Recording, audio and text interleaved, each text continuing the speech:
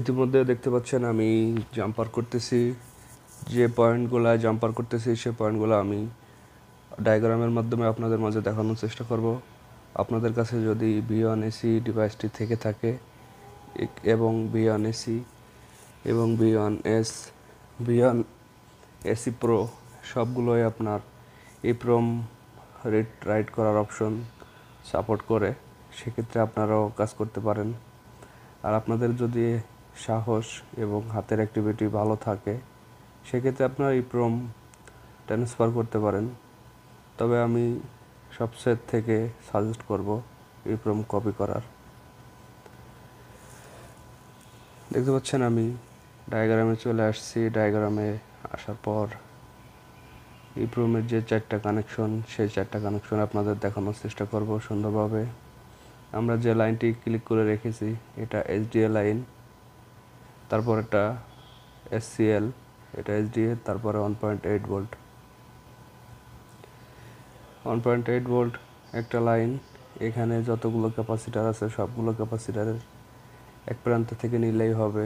তারপরে SDA SCL এই দুইটা আপনার যেখানে কানেকশন আছে সেই কানেকশন থেকে জাম্পার করে রাখবেন। করে রাখার পর অটোমেটিকলি আপনার V1AC-তে দেখবেন আপনার চিপসটি ডিটেক্ট হয়েছে।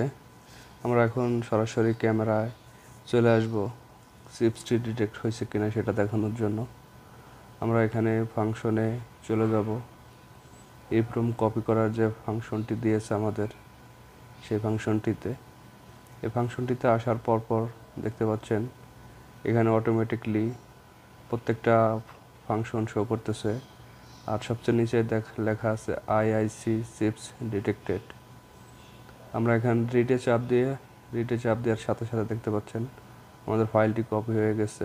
ফাইল নেম 001 ফাইলটি কপি হয়ে গেছে। ফাইলটি কপি হওয়ার পর আমরা এটির যে কানেকশনগুলো দিয়েছিলাম সেই কানেকশনগুলো খুলে আমরা যে আইসিটি ট্রান্সফার করব যে মাদারবোর্ডটি, সেই মাদারবোর্ডে আবার কানেকশন করব সেমভাবে, সেম মেথডে আবার কানেকশন করে যখন চিপসটি ডিটেক্ট করবে, ডিটেক্ট করার পর তখন আমরা রাইট বাটনে চাপ দিয়ে দেব। অটোমেটিকলি আমাদের eproom ফাইলটি রাইট হয়ে যাবে। দেখতে পাচ্ছেন আমি অন্য একটা মাদারবোর্ড নিয়েছি। এই মাদারবোর্ডটিতে আমাদের আগে যে থিওরিতে জাম্পার করেছি সেমভাবে এটাতেও জাম্পার করার চেষ্টা করব। দেখতে পাচ্ছেন আমি জাম্পার করতেছি সেমভাবে। জাম্পার করার সাথে সাথে আমাদের চিপসটি ডিটেক্ট হয়ে যাবে। ডিটেক্ট হয়ে যাওয়ার পর আমি আবারও ক্যামেরা স্ক্রিনে দেখানোর চেষ্টা করব কিভাবে আপনারা রাইট করবেন। আর আপনারা এইভাবে রাইট করতে পারেন, রিড রাইট করতে পারেন eproom। আর eproom রিড রাইট করা সবচেয়ে থেকে বেস্ট। আর তুলে উঠায় লাগাইলে রিভলভ করতে হয় অনেক ক্ষেত্রে, eproom ক্র্যাশ হয়ে যায়।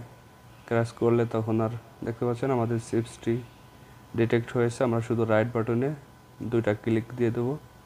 আমাদের 2 সেকেন্ডের ভিতরেই ফাইলটি রাইট হয়ে গেছে। দেখতে পাচ্ছেন IIC চিপস ডিটেক্টেড, তার মানে আমাদের ফাইলটি রাইট হয়ে গেছে। আগের থেকে যেটি ব্যাকআপ নিয়েছি তারপরে এটিতে রাইট করে দিলাম।